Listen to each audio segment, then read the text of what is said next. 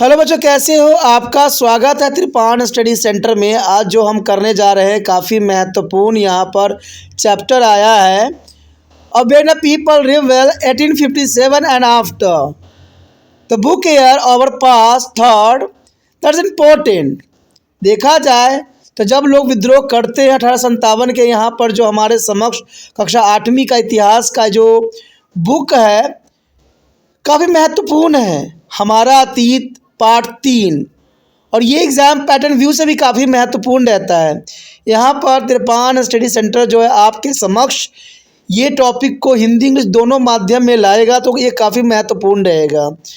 हिंदी के साथ आपको इंग्लिश में भी ये बात समझाई जाएगी जो काफ़ी महत्व रखेगा। और देखा जाए तो इसमें जो है हर एक क्वेश्चन जो है सिलेबस के अंतर्गत है, तो ये और भी महत्वपूर्ण बन जाता है। यहाँ तक की बात ये आती है, एमसीक्यू तो एक बहाना है, आपको जो है पूरा चैप्टर को मुझे समझाना है, तो ये काफ़ी महत्वपूर्ण रहता है। चलिए देखते हैं हमारा यहाँ टॉपिक क्या आया है।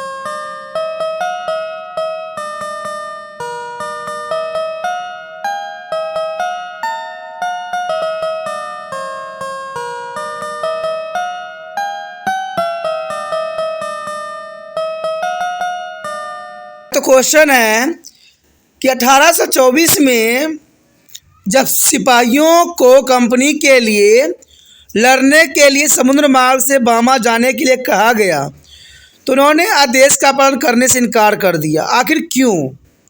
क्वेश्चन समझ में आया? 1824 में जब सिपाहियों को कंपनी के लिए लड़ने के लिए समुद्री मार्ग से बर्मा जाने के लिए कहा गया तो उन्होंने आदेश का पालन करने से इनकार क्यों कर दिया?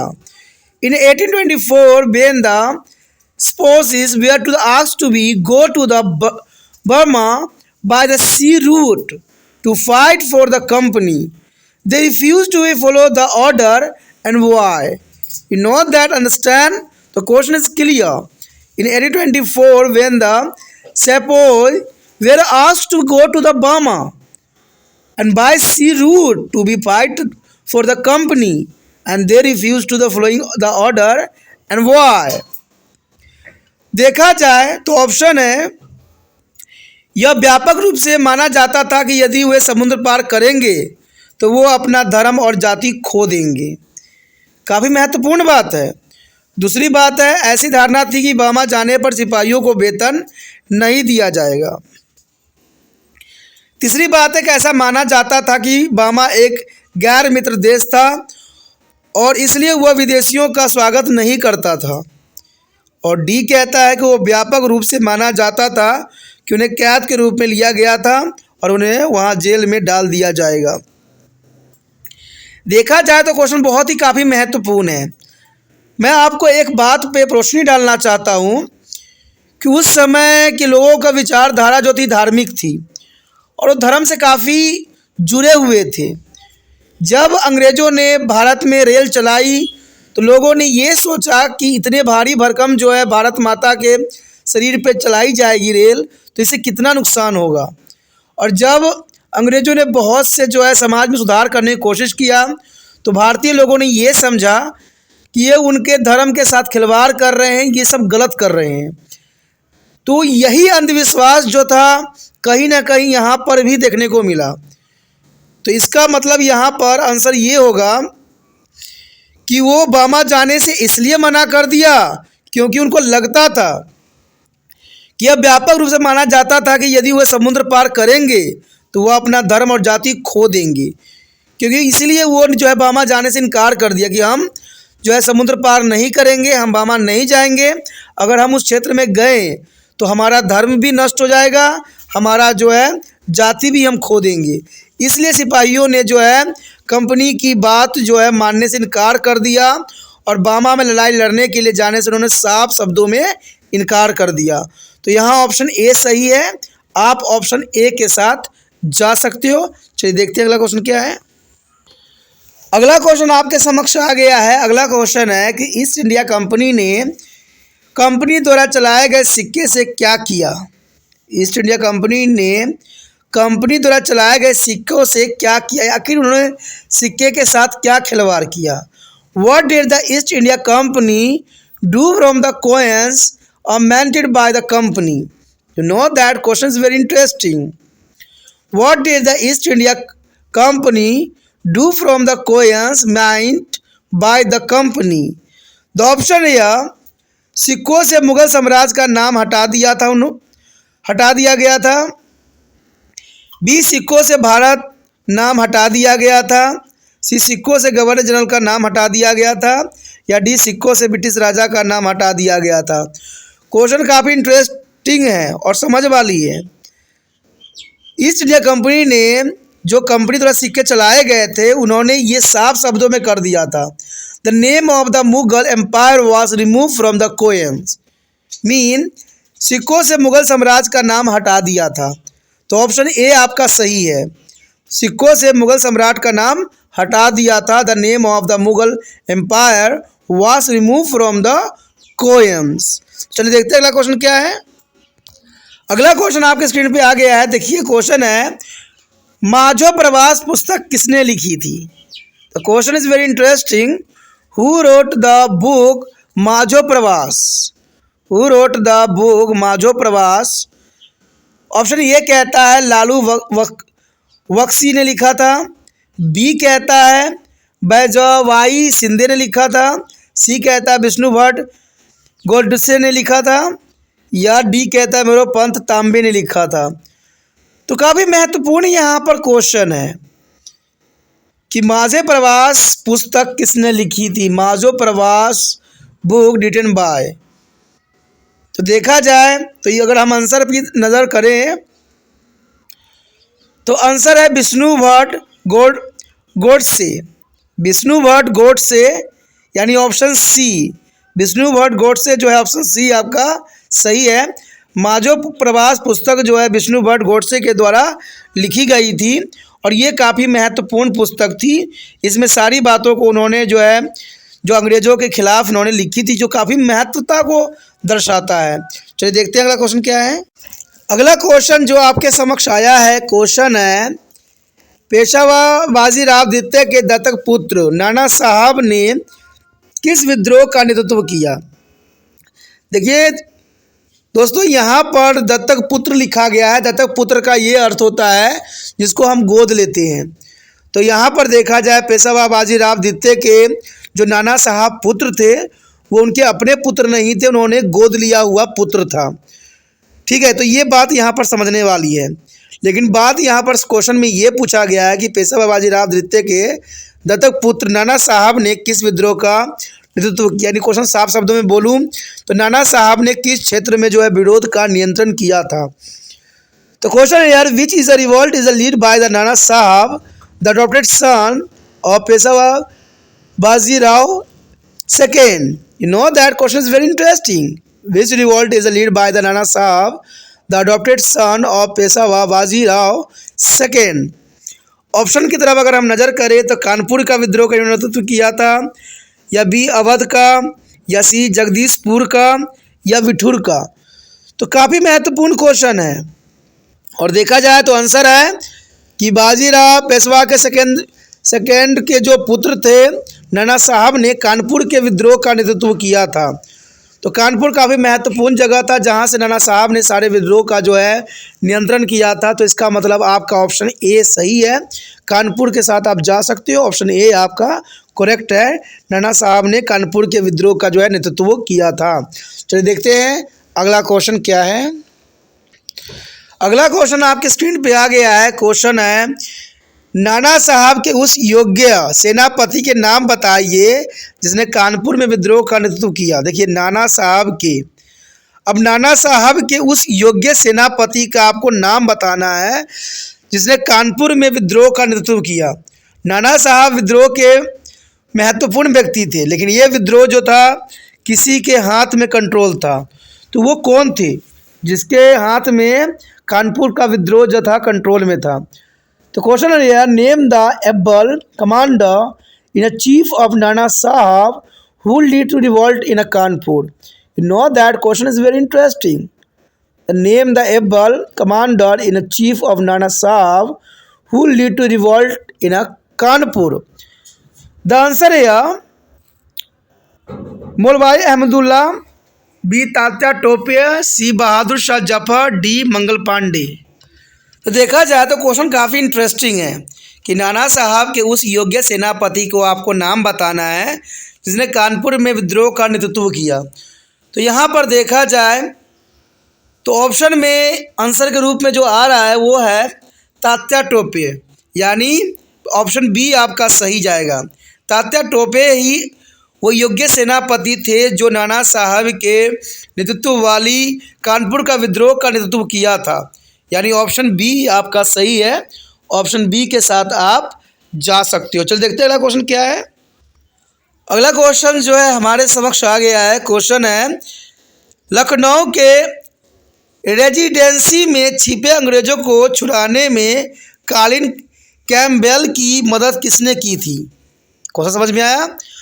लखनऊ के जो रेजिडेंसी में छिपे अंग्रेजों को छुड़ाने में कॉलिन कैम्पबेल की मदद किसने की? I repeat the questions in English. Who help the Collins Campbell to be rescue the British holded up to the residency of Lucknow? You know that question is very interesting. Who helped the Collins Campbell to be rescue the British holded up in the residence of Lucknow? Option है कुंवर सिंह ने किया था मदद, या B नाना साहब ने, या सी बहादुर शाह जफर ने, या डी गोरखा रेजिमेंट ने। तो क्वेश्चन काफ़ी महत्वपूर्ण है कि लखनऊ के रेजिडेंसी में छुपे अंग्रेजों के छुड़ाने में कॉलिन कैम्पबेल की मदद किसने की? तो आंसर है आपका गोरखा रेजिमेंट, यानी ऑप्शन डी। गोरखा रेजिमेंट ने जो है अंग्रेजों की मदद की उनको छुड़ाने में। किसको? कॉलिन कैम्पबेल को, क्योंकि वो उस समय के गवर्नर थे और काफ़ी महत्वपूर्ण था और बहुत से अंग्रेज़ों को जो है कैद कर लिया गया था। लेकिन गोरखा रेजिमेंट ने बहुत मदद किया वहाँ पर कॉलिन कैम्पबेल की, जिसके मदद से लखनऊ में के रेजिडेंसी में छुपे अंग्रेज़ों को छुड़ाने में काफ़ी मददगार साबित हुआ। तो ऑप्शन डी के साथ आप जा सकते हो। ऑप्शन डी सही है, गोरखा रेजिमेंट। चलिए देखते हैं अगला क्वेश्चन क्या है। आगे क्वेश्चन आया है कि नाना साहब कौन थे? नाना साहब कौन थे? तो who was the Nana Sahab? Who was the नाना साहब? ऑप्शन ए कहता है पेशवा बाजीराव द्वितीय के पुत्र थे, बी कहता है रानी लक्ष्मीबाई के पुत्र थे, सी कहता है नाना नवाब वजीर अली शाह के पुत्र थे, डी कह रहा है इसमें से कोई नहीं। देखा जाए तो यहाँ पर नाना साहब और लक्ष्मीबाई दोनों साथ में खेला करते थे, तो रानी लक्ष्मीबाई के पुत्र होना तो संभव हुआ ही नहीं। तो देखा जाए तो बहुत से ऐसे ऑप्शन होते हैं जिसको हम डायरेक्ट एलिमिनेट कर सकते हैं, लेकिन समझ जरूरी है। नाना साहब जो थे पेशवा बाजीराव द्वितीय के पुत्र थे, यानी ऑप्शन ए सही है, the son of Peshwa Bajirao second, यानी option A is correct. Peshwa Bajirao द्वितीय के पुत्र कौन थे? नाना साहब।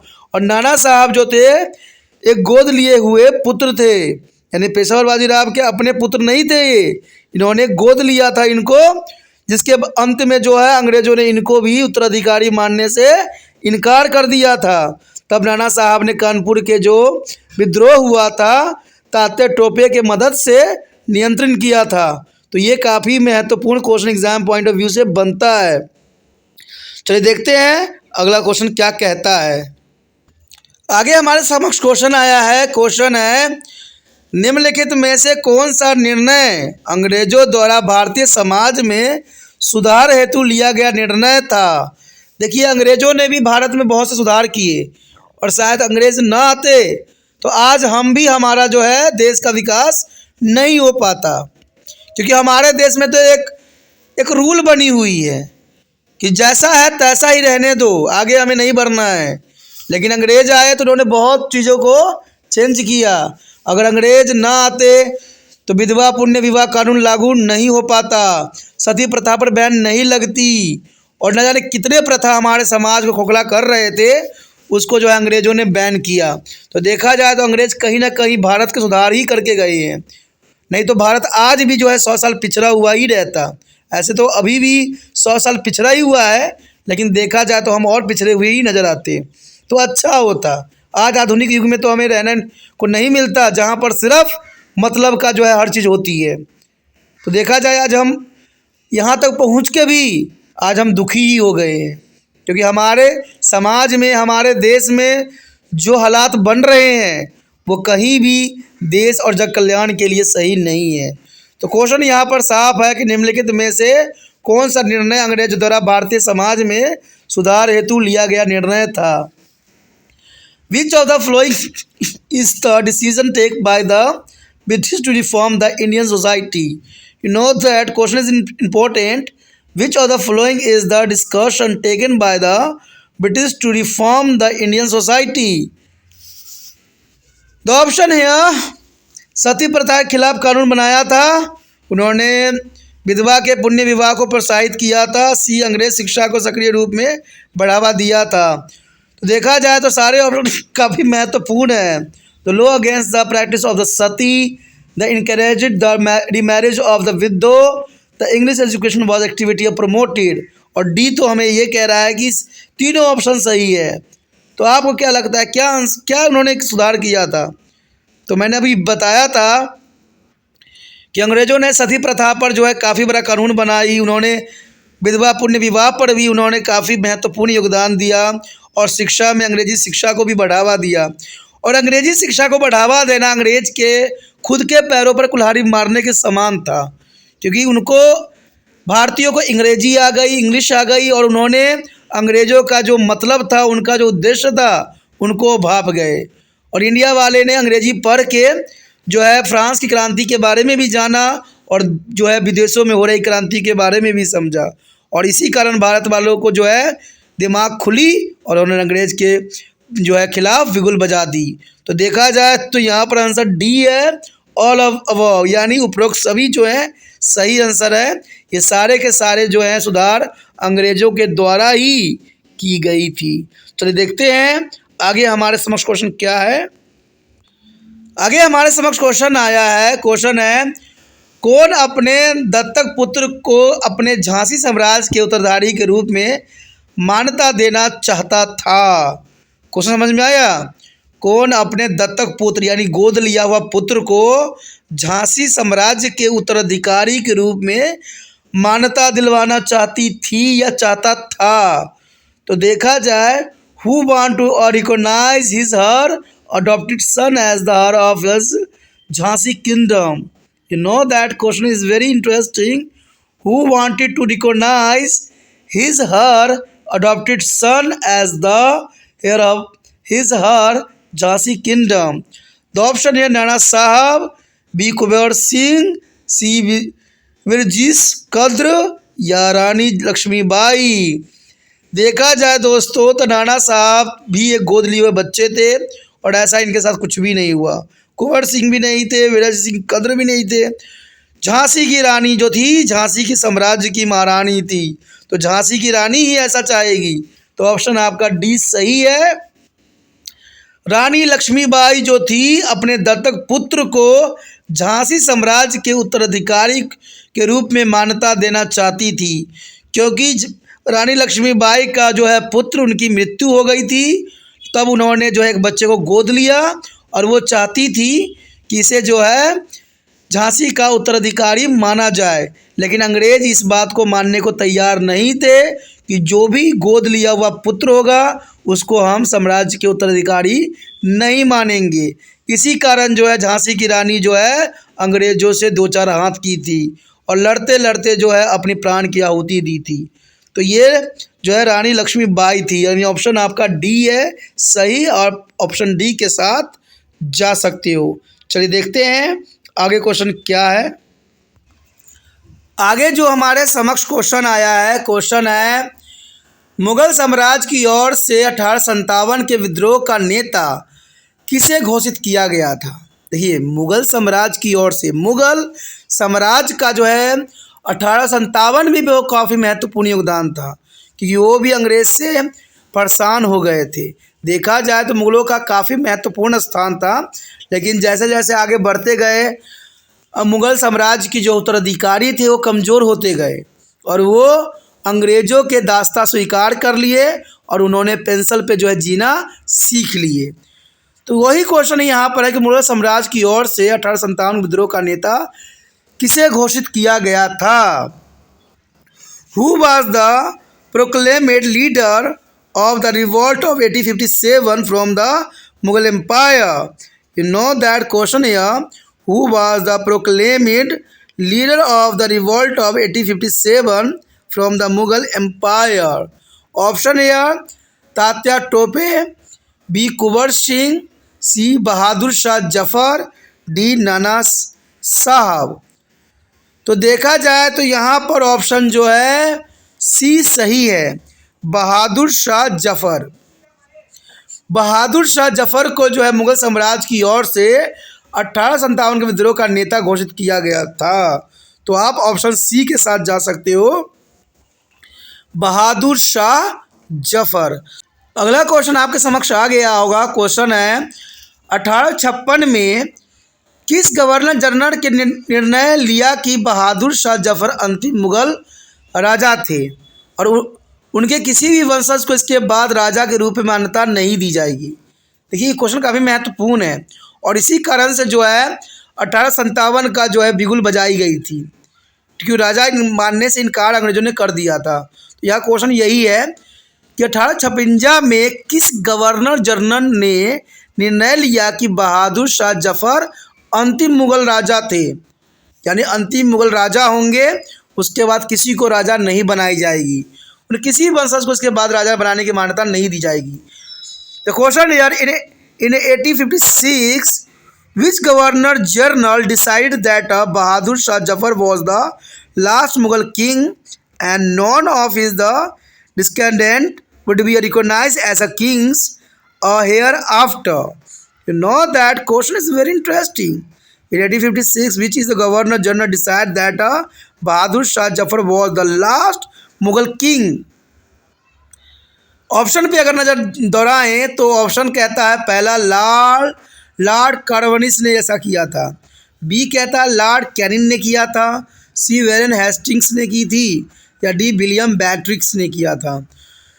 तो देखा जाए दोस्तों इस समय जो गवर्नर था 1856 में, वो गवर्नर थे लॉर्ड कैनिंग। लॉर्ड कैनिंग जो थे उस समय के गवर्नर थे, यानी लॉर्ड कैनिंग, यानी ऑप्शन बी आपका सही है। ठीक है, लॉर्ड कैनिंग के कारण ही उन्होंने ये घोषणा किया कि जो है मुगल साम्राज्य के अब कोई भी राजा नहीं बनेगा, बहादुर शाह जफर जो होंगे अंतिम शासक होंगे, उसके बाद किसी को भी मान्यता नहीं दी जाएगी। इन सब कारणों के कारण जो है 1857 की जो है बिगुल बजाई गई थी। तो ये काफ़ी महत्वपूर्ण यहाँ पर क्वेश्चन बनता है। तो इस क्वेश्चन का आंसर जो है option B Lord Canning and Lord Canning. तो आप बी ऑप्शन के साथ जा सकते हो। चलिए देखते हैं अगला क्वेश्चन क्या है।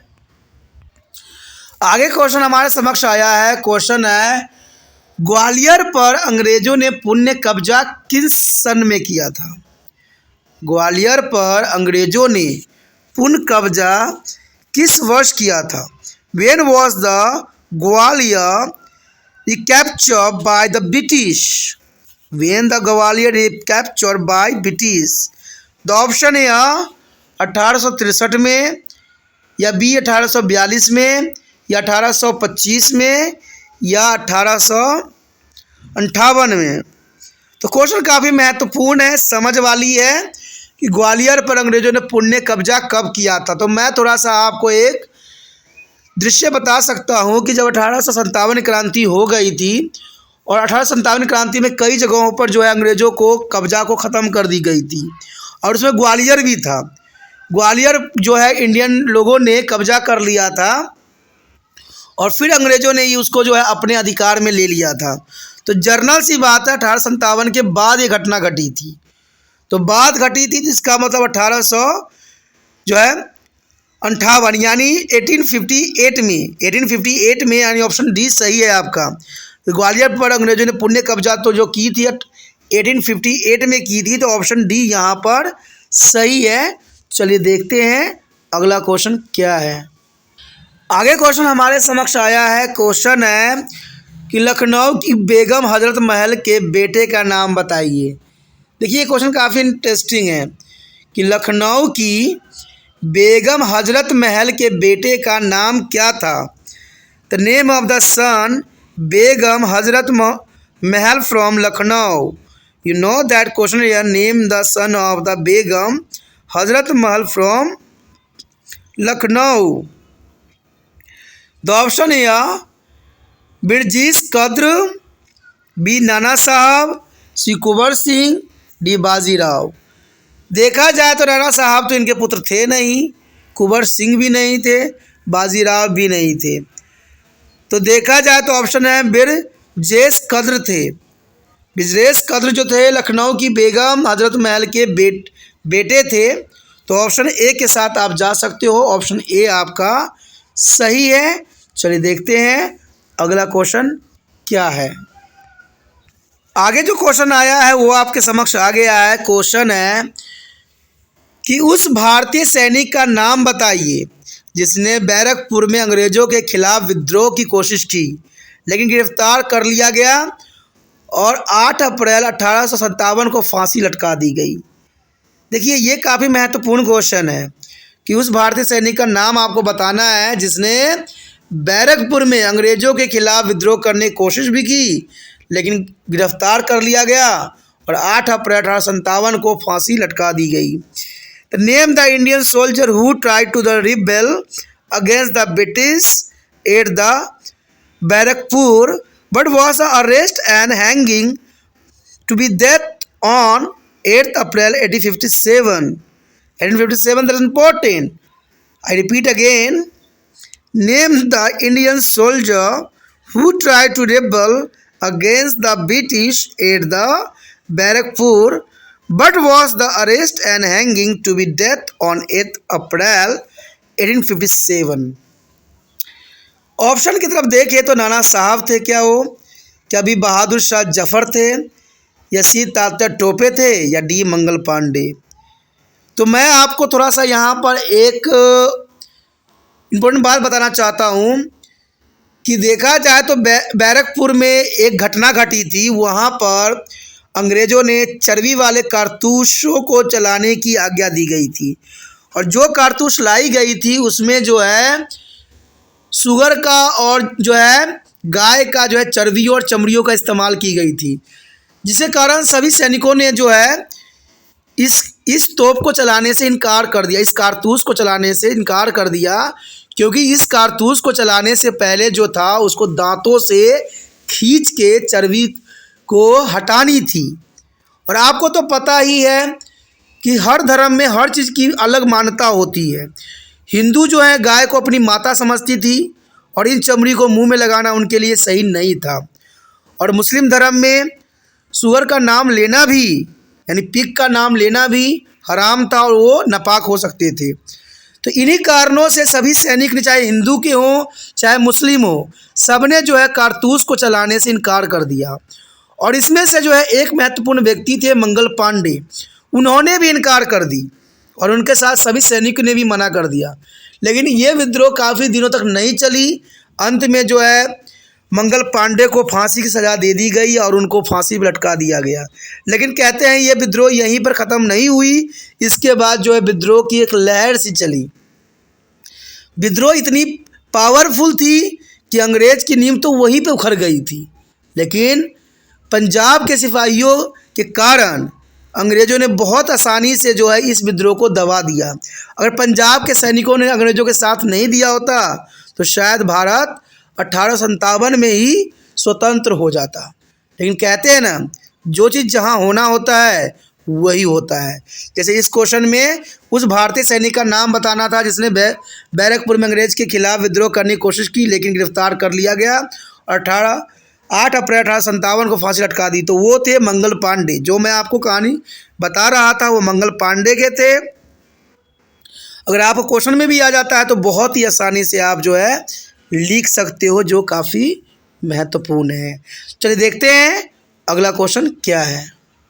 आगे क्वेश्चन हमारे समक्ष आया है। क्वेश्चन है कि निम्नलिखित में से कौन ब्रिटिश भारत के संबंध में एक निवासी का सबसे अच्छा वर्णन करता है। यानी आपके जो ऑप्शन दिए हुए हैं उनमें से कौन सा जो है लाइन ब्रिटिश भारत के संबंध में, ब्रिटिश और भारत के संबंध में एक निवासी का सबसे अच्छा वर्णन करता है।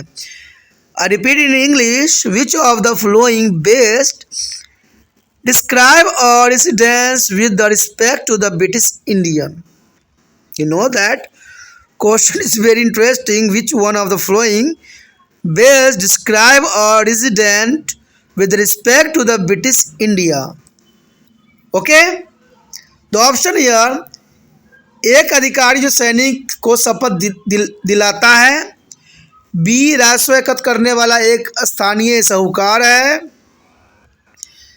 सी, ब्रिटिश सरकार का एक वरिष्ठ प्रशासनिक अधिकारी जो एक स्थानीय स्थान पर तैनात था और राज्य घटनाओं को नियंत्रित करता था। डी, भू राजस्व पर नियंत्रण करने के लिए एक स्थानीय जमींदार। तो देखा जाए क्वेश्चन काफ़ी महत्वपूर्ण है, समझने वाली है कि निम्नलिखित में कौन ब्रिटिश भारत के संबंध में एक निवासी का सबसे अच्छा वर्णन करता है। तो आंसर देखने पर आंसर ये है a senior British government administrative official या positioned in the local place and the controlling the happening of the kingdom. Means British सरकार का एक वरिष्ठ प्रशासकीय अधिकारी जो एक स्थानीय स्थान पर तैनात था और राज्य घटनाओं को नियंत्रित करता था। तो सी ऑप्शन आपका सही जाएगा, सी ऑप्शन आपका करेक्ट है। चलिए देखते हैं अगला क्वेश्चन क्या है। आगे जो हमारे समक्ष क्वेश्चन आया है, क्वेश्चन है कि सिपाही अंग्रेज से नाराज थे क्योंकि। सिपाही अंग्रेजों से नाराज थे क्योंकि the Sepoys were angry with the British because the Sepoys were angry with the British because A, उनकी फूट डालो राज्य करो की नीति के कारण, बी, कारतूस प्रकरण के कारण, या सी, उनके असहिष्णुता व्यवहार के कारण, और डी, इनमें से कोई नहीं। You know that question is very interesting. देखिए सिपाही जो नाराज हुए थे अंग्रेजों से, और ये नहीं कि सिर्फ हिंदू सिपाही नाराज हुए थे, हिंदू मुसलमान दोनों ही सिपाही जो थे नाराज थे। कारण क्या था? क्योंकि अंग्रेजों ने एक नया कारतूस लाए थे जो काफ़ी महत्वपूर्ण तो था, लेकिन उसमें कुछ खामियां थी। उसमें जो था गाय और सूअर की जो है चमड़ियों का और उनके जो है फैटों का उपयोग की जाती थी, और इस कारतूस को चलाने से पहले उस पर जो है मुंह से छीलना पड़ता था। और आपको पता ही है कि गाय जो होती है हिंदुओं की माता के समान होती है, और उसके चमड़ी को मुंह में रखना कहीं ना कहीं जो है भ्रष्ट होना के बराबर था। और पिग जो होता है मुसलमानों के लिए एक बहुत ही गंदा शब्द होता है, ठीक है, जिसको वो अपने जबान तक पर भी नहीं ला सकते थे। तो मुंह पर छूने की तो बात कई हजार किलोमीटर दूर थी। तो इसीलिए यहाँ पर हिंदू मुस्लिम एकता देखने को मिली, और हिंदू मुस्लिम दोनों सिपाहियों ने जो है कारतूस को चलाने से मना कर दिया। तो इसलिए वो बहुत नाराज़ थे, अंग्रेज के खिलाफ उन्होंने युद्ध की बिगुल बजा दी, और इसमें से मंगल पांडे भी एक थे। तो देखा जाए सिपाही के रूप में जो है अंग्रेज से नाराज इसलिए थे क्योंकि वो कारतूस प्रकरण के कारण। तो of the cartridges episode of the cartridges episode means B option आपका सही है। कारतूस के प्रकरण के कारण जो है इंडियन सिपाही अंग्रेजों से नाराज थे। चलिए देखते हैं अगला क्वेश्चन क्या है। आगे जो हमारे समक्ष क्वेश्चन आया है, क्वेश्चन है वायसराय की उपाधि किसे दी गई थी। देखिए वायसराय जो होती है काफ़ी महत्वपूर्ण पदवी होती है।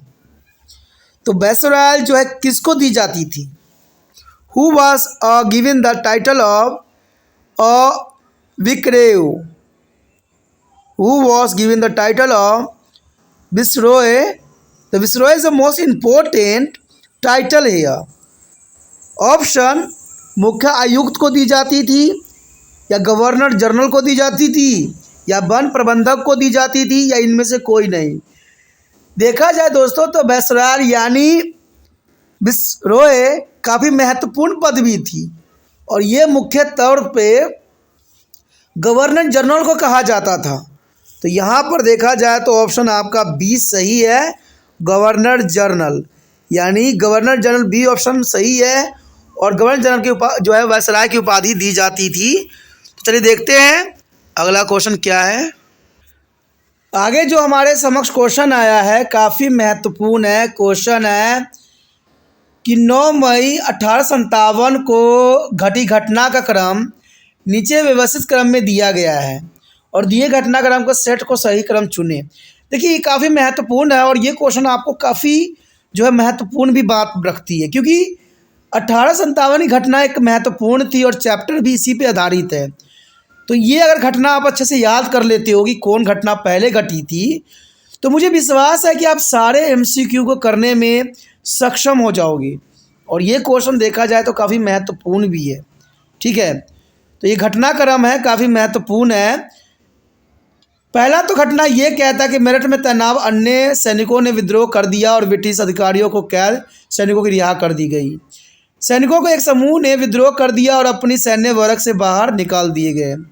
रिहा किए गए सैनिकों में ब्रिटिश अधिकारियों को मार डाला और दिल्ली तक जो है मार्च करने के बाद मुगल सम्राट बहादुर शाह जफर को भारत का सम्राट घोषित कर दिया गया। चर्बी वाले कारतूस का उपयोग करने से इनकार कर दिया पर सैनिकों ने बर्खास्त कर दी गई और 10 साल की कैद की सजा भी सुनाई गई। तो क्वेश्चन है sequence of event that happened on 9 May 1857 are given below. In jumbled up to the order, pick of the correct order from the following set of the statement. You know that first statement here, the other soldier stranded at the Marut revolt and British officer released the imprisoned soldier. And second, a group of soldiers is mounted and the walking out of their military barracks. And third, here the release of soldier killed the British officer and after the marchings to Delhi proclaimed the Mughal Empire Bahadur Shah Jafar as the Emperor of the India. And fourth year the soldier were dismissed and the sentenced to the 10 years imprisonment of refusing to be used to the various categories here. तो question clear कि आपको 19 मई 1857 घटना को क्रम में व्यवस्थित करना है। A sequence of event that happened on 9 May 1857 year. तो देखा जाए तो पहली घटना क्या घटी थी 1857 में। पहली घटना अगर आपको पता लग जाए पहली घटना क्या थी, तो पहली घटना तो ये घटित हुई थी कि सैनिकों को एक समूह के विद्रोह कर दिया था और अपनी सैन्य बैरक से बाहर निकल गए थे। ये पहली घटना थी। तो देखिए ऑप्शन किन किन में जो है दूसरा ऑप्शन को पहला बनाया गया है। तो देखा जाए तो करीबन 2 ऑप्शन में, ऑप्शन ए और डी में। तो इसका मतलब सी और बी जो है एलिमिनेट हो गए। देखिए एक अगर बात आपको पता होगा तो सारे आंसर जो है बेखूबी पता चल जाती है। ठीक है, तो पहला और डी में हमारा द्वंद्व यहाँ पर बन गया। ठीक है, यानी हमने सेलेक्ट किया group of soldier mountain and the walk out of their military barrack, यानी दूसरा ऑप्शन सही है। अगर आप अगला ऑप्शन को चुन लेते हो तो और भी थोड़ी सी जो है क्लैरिटी क्वेश्चन में आ जाएगी। तो अगला ऑप्शन ये कहता है कि चर्बी वाले कारतूस का उपयोग करने से इनकार करने पर सैनिकों को बर्खास्त कर दी गया और 10 साल की कैद सुना दी गई। देखिए सैनिक समूह विद्रोह कर दिया, क्यों किया? चर्बी वाले कारतूस को चलाने के कारण, और वो बैरक से बाहर हो गए। तो उसमें अंग्रेज सिपाही जो थे उन पे जो है क्रोधित किए, उन पे जो है उनको बर्खास्त कर दी और 10 साल की सज़ा सुनाई। तो ये 2 सीक्वेंस बने। अब देखिए 2 सीक्वेंस देखिए दोनों ही ऑप्शन में है, ए में भी है और डी में भी है।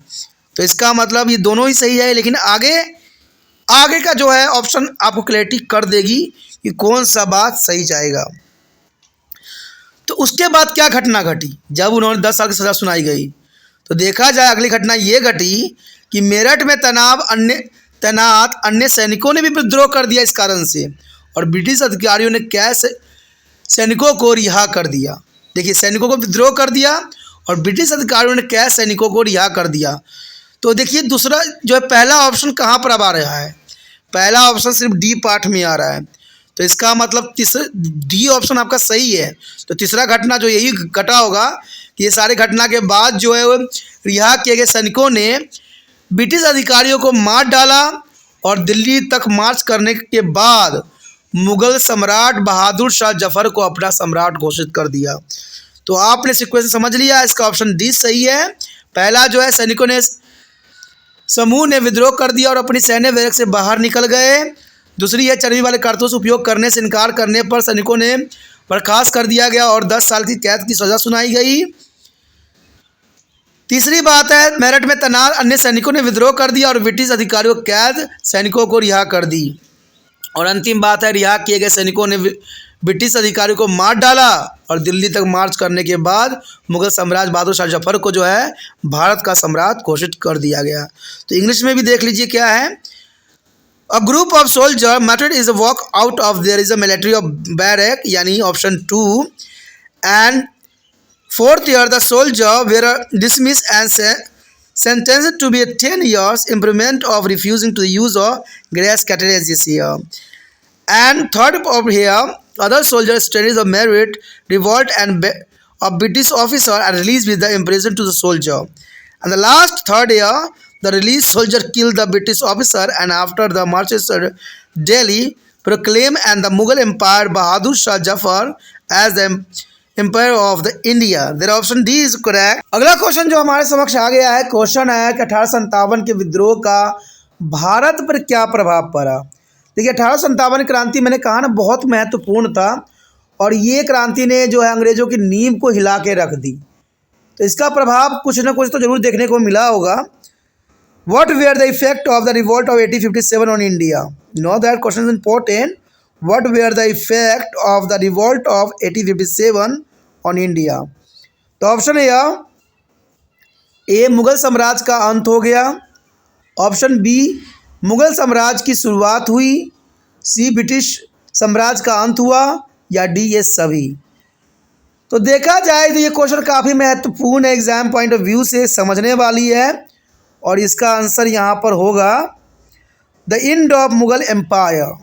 The end of Mughal empire मतलब मुगल साम्राज्य का अंत हो गया। 1857 विद्रोह का यही भारत पर प्रभाव पड़ा कि मुगल साम्राज्य जो था हमेशा के लिए इसकी अंत हो गई। और यहाँ पर महारानी विक्टोरिया ने यहाँ के लोगों को तरह तरह के जो है फुसलावे बातें दी और देखा जाए तो उसके बाद कांग्रेस की स्थापना की, क्योंकि ब्रिटिश ने ये हमदर्दी दिखाने की कोशिश किया कि हमने कांग्रेस के 1885 में जो स्थापना किया है वो आपकी भलाई के लिए किए हैं और ये आपके जो है सारी बातों को देखेगा, लेकिन मकसद वहाँ पर कुछ और थी। चलिए देखते हैं, यहाँ पर तो आपका ऑप्शन जो है ए सही जाएगा, मुगल साम्राज्य का अंत यानी एंड ऑफ मुगल एम्पायर। अगला क्वेश्चन पे हम नज़र डालें। अगला क्वेश्चन आपके समक्ष आ गया है। क्वेश्चन है कि सूबेदार सीताराम पांडे कौन थे? सूबेदार सीताराम पांडे कौन थे?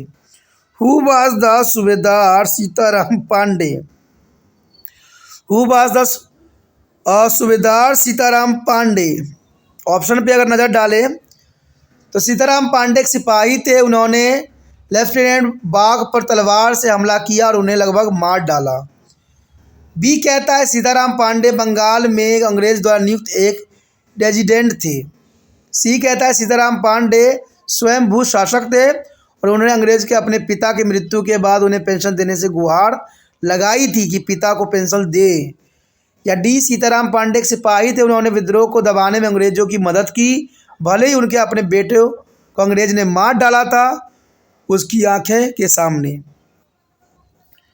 The question is important. Who was the सूबेदार Sitaram Pandey? The option here Sitaram Pande was the spy that attacked to the lieutenant Bhag with the sword they almost killed him. The B option is Sitaram Pandey was the resident of appointed by the British in the Bengal region, and C Sitaram Pandey was the self-proclaimed ruler who is the pleaded with the British to give his the father a pension when to the later die. D Sitaram Pandey was the chef who is helped the British to be suppress the rebellions even though his own son was killed by the British in front of his eyes. You know that question is very interesting. सूबेदार सीताराम पांडे कौन थे? देखिए भारत में भी ऐसे लोग थे जिसके कारण जो है हमारे देश का नाम जो है खराब हुआ। अब देखिए सूबेदार सीताराम पांडे वो व्यक्ति थे जो एक सिपाही थे, और ये भारतीय होते हुए भी अंग्रेज को इन्होंने सहायता किया। और सबसे बड़ी बात तो ये थी कि अंग्रेज ने इनके आंखों के सामने इनके बेटे को मार दिया, फिर भी इन्होंने अंग्रेज का साथ नहीं छोड़ा।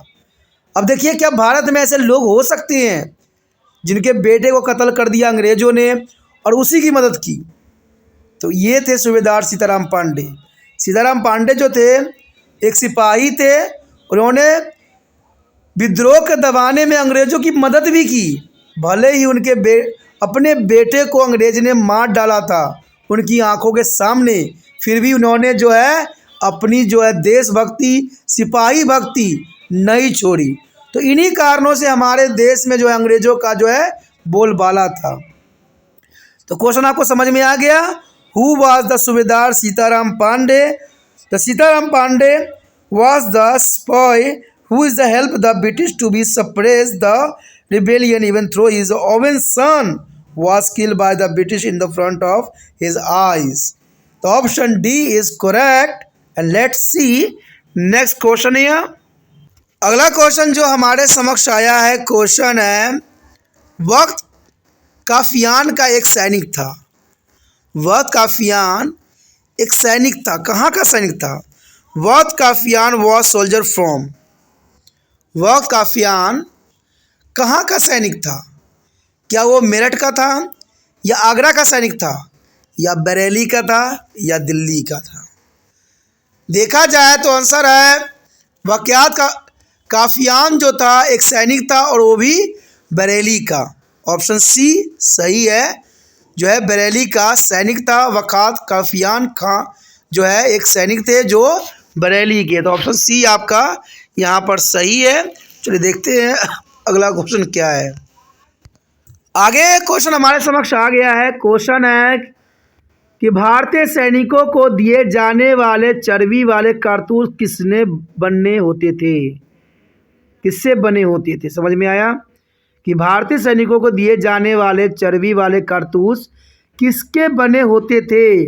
और यही कारतूस जो थे 1857 की जो है विद्रोह का बिगुल बजाने के लिए तैयार थे। तो क्वेश्चन है the greases of cartridges given to be Indian soldier was the made what? You know that question here. The grazes of cartridges given to be Indian soldier was made of what? Option यहाँ पर देखा जाए तो क्या मुर्गी की चर्बी से बनाई गई थी, या बी कुत्ते की चर्बी से, या सी बकरी और भेड़ की चर्बी से, या डी गाय और सूअर की चर्बी से? तो क्वेश्चन काफ़ी महत्वपूर्ण है कि भारतीय सैनिकों को दिए जाने वाले चर्बी वाले कारतूस किसके बने होते थे? तो आपको तो पता ही होगा कि जो भारतीय सैनिकों को चर्बी वाले कारतूस थे वो गाय और सूअर के बने होते थे, क्योंकि आपको पता है कि गाय हिंदुओं की माता होती है और वो लोग उनके चर्बियों को मुंह में नहीं रख सकते थे, और सूअर जो है मुसलमानों के लिए हराम होता है, उनके शब्द सुन के ही वो लोग नापाक हो जाते हैं।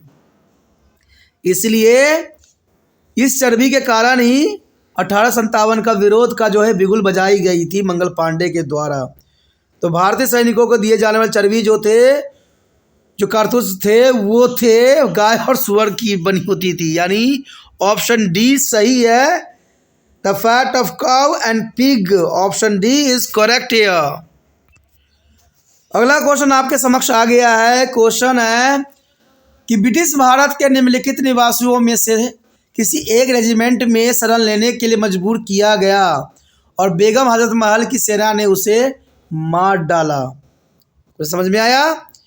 ब्रिटिश भारत के निम्नलिखित निवासियों में से किसी एक रेजिमेंट में शरण लेने के लिए मजबूर किया गया और बेगम हजरत महल के सेनाओं ने उसे मार डाला। Among the flowing dissidents of British India who was the first to be take a refugee in the residence and killed by the force of Begum Hazrat Mahal? You know that the important question here, among the following residents of British India, who was the first to be take refugee in residency and killed by their force of Begum Hazrat Mahal. The name of regiment Angrez British regiment here. The option John Nicholson, option B Sir Harry Arens, C John Lawrence, D Henry Havelock. You know that question is very interesting. किसको जो है रेजिमेंसी में शरण लेने के मजबूर किया गया और बेगम हजरत महल ने के सेनाओं ने उसको मार के जो है ख़त्म कर दिया, यानी मौत के घाट उतार दिया, क्योंकि ऐसे लोगों के साथ ऐसा ही करना चाहिए। तो वो था सर हेनरी लर्नेस, यानी ऑप्शन बी सही है। सर हेनरी लर्नेस को जो है हजरत महल के सेनाओं ने मार डाला था, तो ऑप्शन बी सही है। चलिए देखते हैं अगला क्वेश्चन क्या है। अगला क्वेश्चन आपके समक्ष आ गया है। क्वेश्चन है, लॉर्ड डलहौजी द्वारा शुरू की गई चुक के सिद्धांत के तहत भारतीय शासक कौन थे? देखिए क्वेश्चन काफ़ी महत्वपूर्ण है कि लॉर्ड डलहौजी द्वारा शुरू की गई चुक के सिद्धांत के तहत भारतीय शासक कौन थे? Who was the Indian ruler under the doctrines of the Leprosy introduced by the Lord Dalhousie? Who was the Indian ruler under to the doctrine of the Leprosy introduced by the Lord Dalhousie? The option है, उन्हें अपने राज्य से बाहर जाने की अनुमति नहीं थी, वह विदेशी शासकों के साथ संबंध नहीं रख सकते थे, उन्हें सिंहासन के उत्तराधिकारी गोद लेने की अनुमति नहीं थी, या डी सेना नहीं रख सका। तो ये क्वेश्चन काफ़ी महत्वपूर्ण है कि लॉर्ड डलहौजी जो चुक सिद्धांत चलाई गई थी, चुक सिद्धांत यानी लैप्स इंट्रोड्यूस की गई थी, लैप्स डॉक्ट्रिन्स ऑफ लेप्सी, वो किस पे आधारित थी?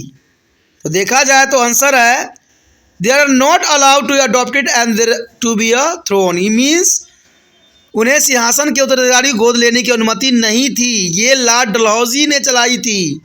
लॉर्ड डलहौजी काफ़ी महत्वपूर्ण व्यक्ति थे, जिनको जो है काफ़ी अच्छे इम्पोर्टेंट के लिए जाना जाता है। उन्होंने रेलवे की भी जो है शुरुआत यहाँ पर की भारत में, लेकिन उन्होंने एक कानून लगा दी जिसके कारण भारत में जो है युद्ध का बिगुल बज गई। वो थी कि उन्हें सिंहासन के उत्तराधिकारी को गोद लेने की अनुमति नहीं थी। कोई भी राजा जो था, कोई भी बच्चा का उत्तराधिकारी को गोद नहीं ले सकता था। तो ये जो थी चुक सिद्धांत के अंतर्गत आती थी, जिसमें लॉर्ड डलहौजी के द्वारा ये बनाई गई थी। तो यहाँ पर ऑप्शन सी सही है, ऑप्शन सी के साथ आप जा सकते हो। चलिए देखते हैं अगला क्वेश्चन क्या है। अगला क्वेश्चन जो आपके समक्ष आया है काफ़ी महत्वपूर्ण है। क्वेश्चन है, ईसाई मशीनरी ने किस प्रकार ब्रिटिश ईस्ट इंडिया कंपनी की मदद की? ईसाई मशीनरी ने किस प्रकार ब्रिटिश ईस्ट इंडिया कंपनी की मदद की? नीचे दिए कथनों में से वह कथन चुने जो मिशनरी के संबंध में सत्य नहीं है। ऑप्शन है, ईसाई मशीनरी स्वतंत्र रूप से कार्य करते थे और वो जहां तक कि उसके पास जमीन और संपत्ति भी थी। बी कहता है ईसाई मिशनरियों ने महिलाओं की शिक्षा को प्रोत्साहित नहीं किया। सी कहता है ईसाई धर्म में परिवर्तन एक भारतीय पूर्वजों की संपत्ति का उत्तराधिकारी हो सकता था। और डी कहता है ईसाई मिशनरियों को ईसाई बना दिया। तो क्वेश्चन है, in what way did the Christian missionaries help to the British East India Company? From the statement given to below choose the one of that is not true with the respect to be there is a missionary. There is a not true with the respect to the missionary. Option A, the Christian missionary functioning freely and even own land and property. Option B here, the Christian missionary did not be encourage their education of women. Option C, an Indian converted to the Christianity could inherit their property and assets. And option D, the Christian missionary converted the people as the Christian. Question बहुत काफ़ी महत्वपूर्ण है, समझने वाली बात है। यहाँ पर आपको बता दूं मैं बात कि चंद ब्रिटिश सिपाहियों ने भारत के करोड़ों आबादियों पर कब्जा कर लिया। तो इसका क्या मतलब बनता है? इसका तो साफ मतलब बनता है कि हमारे भारतवासियों में एकता नहीं थी। और आज भी वही चीज़ देखने को मिलता है। आज भी भारत की एकता को कुछ चंद नेताओं के प्रवान चढ़ रहे हैं। आज भारत में भी एकता की जो है एक नई लहर चला दिया गया, जिसमें ख़त्म करने की पूरी जोर लगाई गई है। भारत की एकता को ख़त्म करने के लिए ये सारे के सारे जो है मंत्री लोग लगे हुए हैं। और शायद आने वाला समय में फिर से कोई व्यक्ति आएगा जो पूरे ही देश पे कब्जा करके चला जाएगा, जैसे अंग्रेज़ के समय हुआ था। कहते हैं अंग्रेज़ कुछ ही थे और उन्होंने भारत जैसा विशाल जनसंख्या वाले देश पे बहुत ही आसानी से कब्जा कर लिए। मैं और एक घटना बता दूं आपको कि जब भारत में मुगल की आगमन हुआ, जब भारत में बाबर एंट्री किया, तो बाबर उस समय 10,000 से भी कुछ सैनिक लेके भारत में एंट्री किया था और उसका सामना करोड़ों के सैनिकों से होने वाली थी। लेकिन 10,000 सैनिक ने 1 करोड़ सैनिक को हरा दिया और भारत में मुगल साम्राज्य की जो है नींव रख दी गई। तो कहीं वही संकट तो आने वाला नहीं है, क्योंकि देखा जाए, कहते हैं घर का भेदी जो है सबको नष्ट कर देता है। और जो हमारे देश में धर्म के नाम पे जो ये प्रबंध अपना रहे हैं, वो देश को तबाह कर देंगे। क्या देखा जाए संविधान में ये बात क्यों लिखी गई थी कि भारत एक जो है लोकतंत्र देश है, यहाँ पर जो है ये सेक्युलरिज्म है, यहाँ पर कोई धर्म नहीं है और राज्य का अपना कोई धर्म नहीं होना चाहिए। क्यों लिखते टाइम इस बात को जो है महत्वता दी गई? और आज बड़े बड़े नेता इस बात को क्यों नहीं समझ पा रहे हैं कि भाई भारत एक धर्मनिरपेक्ष देश है, ये भारत का अपना कोई धर्म नहीं है। लेकिन आज धर्म के प्रचार ही चारों तरफ बड़े बड़े नेता लोग कर रहे हैं और भारत को जो है तोड़ने का काम कर रहे हैं।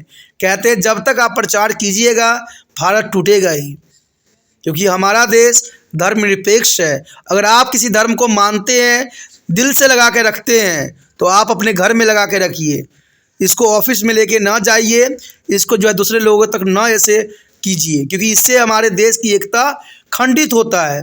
और आने वाला समय में देखिए फिर भारत का जो है एकता के लिए बहुत बड़ा सबब बनेगा, क्योंकि हमारे देश की एकता जो है बड़े बड़े नेता लोग ख़त्म करते जा रहे हैं। वही बात है ना, कहते हैं मुंह में राम राम है और बगल में छुरा चला रहे हैं। तो वही सिस्टम आज हमारे समाज में भी हो गया है। और यही कारण था कि ईसाई मसीह ने जो है ब्रिटिश शासन की मदद की, जिसके कारण भारत को जो है बहुत तरह के प्रॉब्लमों का सामना करना पड़ा। तो देखा जाए, अगर हम ऑप्शनों की तरफ नज़र करें, तो ईसाई मसीह स्वतंत्र रूप से कार्य करते थे और यहाँ तक कि उनके पास ज़मीन और संपत्ति भी थी। तो ये बात सत्य थी, इसमें कोई झूठ नहीं है। ईसाई धर्म में परिवर्तन एक भारतीय पूर्वजों की संपत्ति पर अधिकारी हो सकता था, तो सी ऑप्शन भी यहाँ सही है। और डी कह रहा है ईसाई मशीनरी के लोगों में ईसाई बना दिया, ये भी बात सही है। लेकिन हमसे क्वेश्चन यहाँ एग्जामिनर ने ये पूछ रखा था कि कौन सी बात जो है सत्य नहीं है, गलत है। तो ये गलत ये था कि ईसाई मशीनरी ने महिलाओं की शिक्षा को प्रोत्साहन नहीं किया, जो बिल्कुल गलत है। ईसाई मशीनरियों में शिक्षा स्त्रियों को दी जाती थी, तो वो बात सत्य थी। लेकिन ये बात जो यहाँ लिखी गई है बी स्टेटमेंट में कि ईसाई मशीनरी ने महिलाओं की शिक्षा को प्रोत्साहित न किया, वो गलत है। यानी ये जो है not a true. The Christian missionary did not be encourage the education of women. It is a not a true, it is a false. It means to the B option is correct here. And let's see next question है यहाँ। अगला question हमारे समक्ष आ गया है। Question है अंग्रेज के विरुद्ध गुरिल्ला युद्ध लड़ते रहे। आखिर अंग्रेज के विरुद्ध गुरिल्ला युद्ध किसने लड़ा?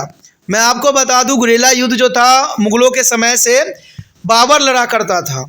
और बाबर जो था बहुत काफ़ी महत्वपूर्ण सैनिक था। वो जंगलों में रह के गुरिल्ला युद्ध सीखा और भारत में गुरिल्ला युद्ध का जो है सूत्रपात किया। तो यहाँ पर अंग्रेज़ों के विरुद्ध भी गुरिल्ला युद्ध लड़े गए। तो वो कौन लड़ता था? द क्वेश्चन है continue to the fight to the guerrilla war against British. No that question है और continue to fight the guerrilla war against British. तो देखा जाए तो गुरिल्ला युद्ध के सबसे अच्छे जो जानकार थे वो थे तात्या टोपे, यानी ऑप्शन बी सही है। तात्या टोपे जो थे गुरिल्ला युद्ध काफ़ी अच्छे लड़ते थे और इन्होंने जो अंग्रेजों के विरुद्ध गुरिल्ला युद्ध का ही संचार किया और उसी का जो है उन्होंने काफ़ी महत्ता थी, यानी तात्या टोपे जो थे गुरिल्ला युद्ध को ही पसंद करते थे। ऑप्शन बी आपका यहाँ सही है। अगला क्वेश्चन हमारे समक्ष आ गया है। क्वेश्चन है कि निम्नलिखित में से कौन सा विकल्प फारसी शब्द सिपाही से लिया गया है जिसका अर्थ है पैदल सैनिक। क्वेश्चन बहुत ही आसान है कि निम्नलिखित में कौन सा जो है विकल्प फारसी शब्द सिपाही से लिया गया है जिसका अर्थ होता है पैदल सैनिक। Which one of the following option is derive from the Persian word spy और मीनिंग ऑफ इन्फेंट्री सोल्जर है। तो ऑप्शन सैनिक, बी प्रमुख कमांडर, सी योद्धा, डी सिपाही। तो क्वेश्चन काफ़ी महत्वपूर्ण है। तो ऑप्शन आपका है सिपोए। सिपोए मीन सिपाही, ऑप्शन डी। यानी देखा जाए तो जो है सिपाही जो है विकल्प फारसी शब्द सिपाह से लिया गया है जिसका अर्थ होता है पैदल सैनिक, यानी ऑप्शन डी आपका सही है। चलिए देखते हैं अगला क्वेश्चन क्या है। देखिए अगला क्वेश्चन आपके समक्ष आ गया है। क्वेश्चन है कि विद्रोह कहाँ से शुरू हुआ था।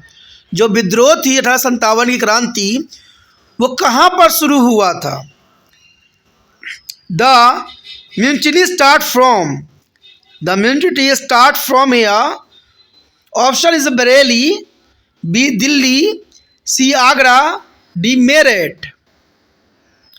क्वेश्चन काफी महत्वपूर्ण है कि विद्रोह की शुरुआत कहाँ से हुई थी। तो देखा जाए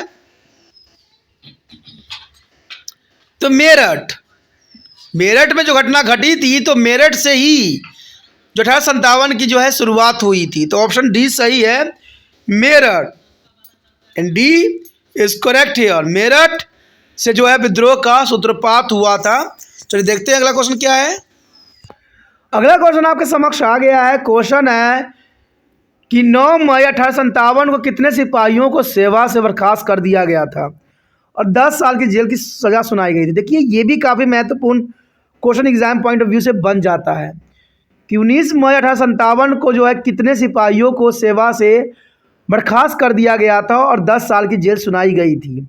how many sepoys were dismisses from to service and sentences to be 10 years in the jail on 9 May 1857.